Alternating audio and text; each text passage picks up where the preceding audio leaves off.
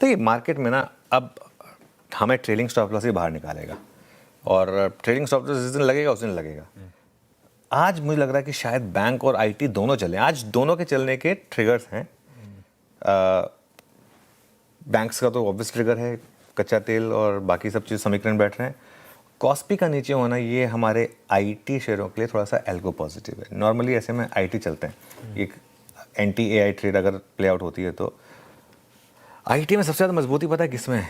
Persistent systems में। एक बार persistent का भी कल का भी चार्ट रखिएगा वापस जरा, और देखिए किस तरीके से डे हाई पर कल बंद हुआ है। और मंडे वाले गैप डाउन में पिछले हफ्ते के सिर्फ और सिर्फ सीएनबीसी आवाज़ ने एक बोल्ड और कॉन्ट्रा पॉजिटिव व्यू लिया था।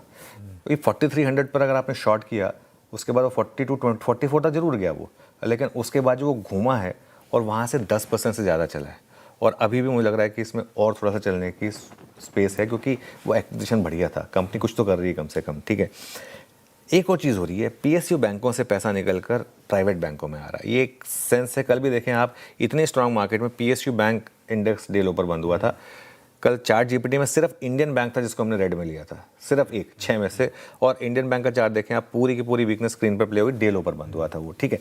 और काफ़ी दिनों के बाद एचडीएफसी बैंक ब्रेकआउट के साइन दे रहा है, कल देखें। और एचडीएफसी बैंक का एक हफ्ते का चार्ट रखिएगा, जिस दिन वो क्लीन चिट आई थी उस दिन हमने ग्रीन में लिया था। और एक बात हुई थी कि अब वो अनसर्टेनिटी क्लियर हो रही है, फिर वो नया सीएफओ मिला, सीईओ की मंजूरी आएगी, ये सब बात हुई थी, और रुका नहीं है स्टॉक, वहाँ से लगातार तेज़ी है वहाँ पर। इसके अलावा आईसीआईसीआई बैंक ये भी काफ़ी स्ट्रॉन्ग रहा है। तो एचडीएफसी बैंक और आईसीआईसीआई बैंक का कॉम्बिनेशन है जो प्राइवेट बैंक निफ्टी और बैंक निफ्टी को अब कैरी फॉरवर्ड कर रहा है। इसके अलावा अगर आप देखें एफएमसीजी और ऑटो, यहाँ भी काफ़ी मजबूती है। अगर आप पिछले 3-4 दिनों का मूव देखें तो रोज़ चल रहे हैं सारे के सारे।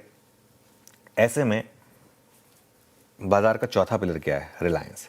अब रिलायंस पर डिपेंड करेगा कि निफ्टी 24,550 के ऊपर टिकता है या नहीं टिकता है, ये सबसे इंपॉर्टेंट है, ठीक है। आज देखते हैं रिलायंस क्या करेगा। कल तो स्ट्रेंथ थी रिलायंस में। और एक आखिरी चीज़, Q1 का जो अर्निंग सीजन है ना, ये आपको मोटा मुनाफा बनाने के मौके देगा। आप फोकस सिर्फ उन कंपनीज पर करें जिनकी टॉप लाइन ग्रोथ स्ट्रांग रही। मार्जिन में अगर इंक्रीज आ गया तो सोने पर सुहागा, फिर तो वो स्टॉक रुकेंगे ही नहीं, ठीक है। लेकिन टॉप लाइन स्ट्रांग रही, सपोज करिए 15-20% की, मार्जिन में डेंट आएगा क्योंकि कच्चा तेल ऊपर आया था, लेकिन कमेंट्री स्ट्रांग रहेगी, वहाँ पर मौके होंगे डिप्स में बाय करने के लिए, क्योंकि कच्चे तेल का जो पेन था ना वो सिर्फ 1 क्वार्टर का था।